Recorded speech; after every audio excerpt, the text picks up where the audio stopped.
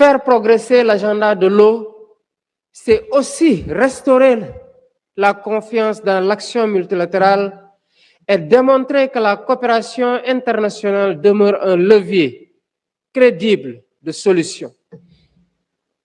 La conférence de 2026 ne devra pas être une rencontre de plus, mais un moment de bascule par lequel la communauté internationale agira pour bâtir des réponses inclusives et durables face aux défis de l'eau, du climat, en mobilisant États, collectivités territoriales, secteur privé, société civile, scientifiques, communautés locales, jeunes et femmes dans un bel élan de solidarité et de complémentarité.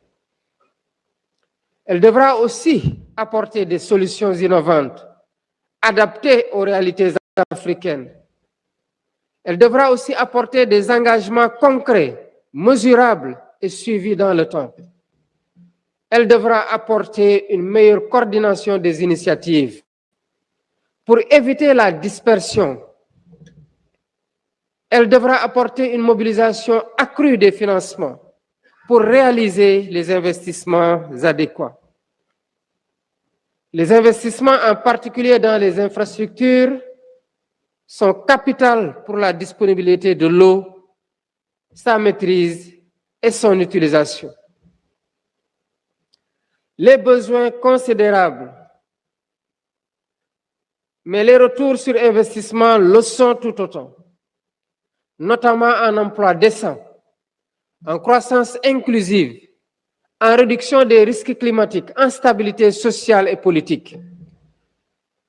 Toutefois, l'effort d'investissement requis ne pourra être soutenable sans une réflexion renouvelée sur les mécanismes de financement, notamment l'accès à des financements concessionnels, l'innovation financière et la prise en compte du poids de la dette.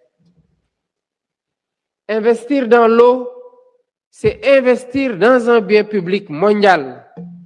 Et cela appelle des réponses collectives équitables et adaptées aux capacités de chacun. Mais pour autant, aucune transformation durable ne sera possible sans les peuples eux-mêmes. Avec les savoirs endogènes, les communautés locales et les peuples autochtones sont les premiers gardiens de l'eau. Leur connaissance fine des territoires, des cycles naturels et des équilibres écologiques est une richesse irremplaçable. La science et les données, ingénieusement valorisées aujourd'hui, doivent dialoguer avec les savoirs locaux et traditionnels. Les jeunes doivent être au cœur des solutions, porteurs d'innovation, d'énergie et d'espérance. Les femmes qui sont en première ligne de la gestion quotidienne de l'eau doivent tout aussi être pleinement reconnues comme actrices du changement. C'est donc dans une dynamique inclusive que nous pourrons relever les défis et atteindre les objectifs de la conférence des Nations Unies sur l'eau. C'est pourquoi je me réjouis de la grande diversité des acteurs présents ici à Dakar pour la co-construction d'une feuille de route pertinente et efficace. Pendant 2 jours, vous aurez l'occasion de consolider les 6 dialogues interactifs qui structureront la conférence de 2026.